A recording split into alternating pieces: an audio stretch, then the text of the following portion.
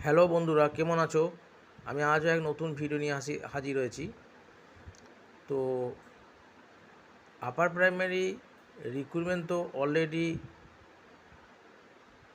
এগোচ্ছে, কিন্তু তা কতদিন পর জয়েনিং হবে সেটা কোন ভবিষ্যৎ বলবে। তবে জয়েনিং হবে।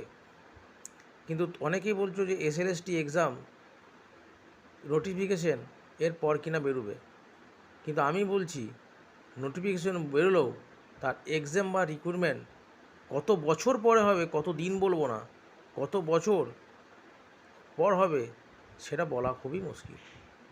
কেন? সরকারের যখন স্কুলগুলোতে যখন টিচার ছিল না, সে মতো অবস্থায় সরকার চালিয়ে নিতে পেরেছে, তাহলে এই অবস্থায় যদি 14,000 রিক্রুটমেন্ট যদি হয়, তাহলে তার থেকে তো ভালো। অতএব স্কুলগুলোতে চাপ কিছুটা হলেও কমবে। স্কুলগুলোতে চাপ যদি কমে যায়, তাহলে এসএলএসটি পরীক্ষা হবার বা নোটিফিকেশন বেরোবার সম্ভাবনা একদম আগামী 7 বছর কোনো সম্ভাবনা নেই।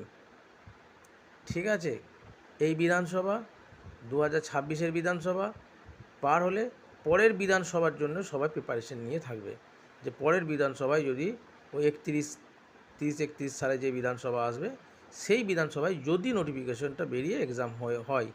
কিন্তু তার আগে তোমরা কিন্তু কেউ আর আশা করো না যে বেরোবে। আর যদিও নোটিফিকেশন বেরোয়, তারপর তার জয়েনিং হবে কতদিন পরে, হয়তো কেউ জয়েনিং লেটার হয়তো তার 60 বছর পরেও হয়তো পেতে পারো। অতএব এটা নিয়ে চাপ নেবার কোনো দরকার নেই, সবাই নিজের নিজের মতো করে কাজ করো।